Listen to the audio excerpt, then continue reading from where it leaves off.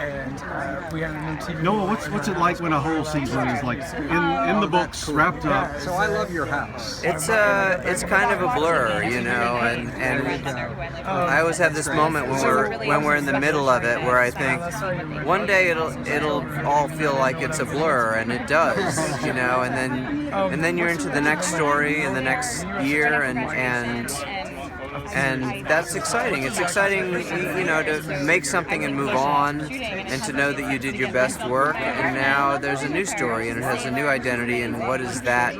It's a very thrilling process. I was asking Warren earlier about this whole limited series anthology thing that has sprung up in the last 5 years or so. Yeah, that's Got to be the greatest thing in the world from a writing, producing standpoint, to have a beginning, a middle, and an end to a story. Yeah, I mean, look, I did a panel at the LA Times on Monday, and sitting with Vince Gilligan and a couple of other big showrunners, and, you know, I found myself describing my process of, you know, I write them all before I shoot them, and then I edit them, and I'm allowed to take 16 months off between seasons this time, and I felt everybody looking at me like I was a space alien, and I realized how lucky I am that I get to do something that's not really television. It's not a television model in any way, and yet it's not a movie model either, and that's really exhilarating. I don't even know. You're known for being very super secretive. I've tried to get things out of you before. It doesn't work. When you've got to write something, or one of your writers comes to you, got a really great idea, something really juicy. Who do you confide in? Who do you want to run tell that idea to? Oh, I know. Well, I like to tell my wife things,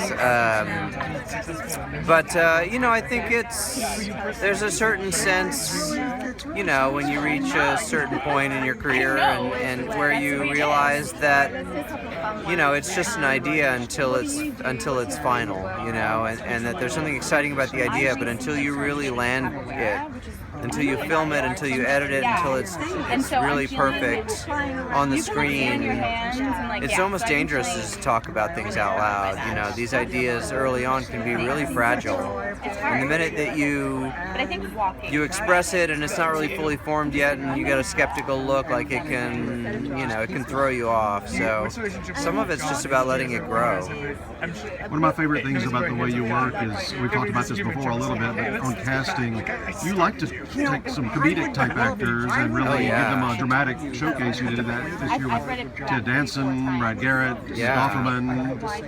Why does that work for you?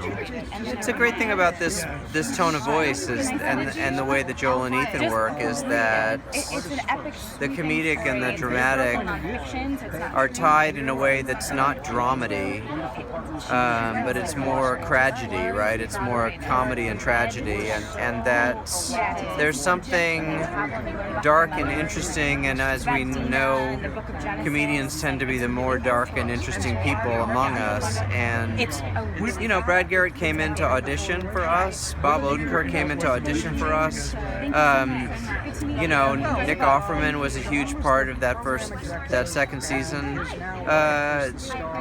I just have an instinct about actors and roles and feeling like they can do it, and that you can have dramatic actors who can pull off comedic moments and comedic actors who can pull off dramatic moments. And so, you know, there was nothing necessarily in Jeffrey Donovan's resume that told me that he could play Dodd, but I met him and I talked to him, and he felt like that character to me, and I can't imagine anybody else doing it.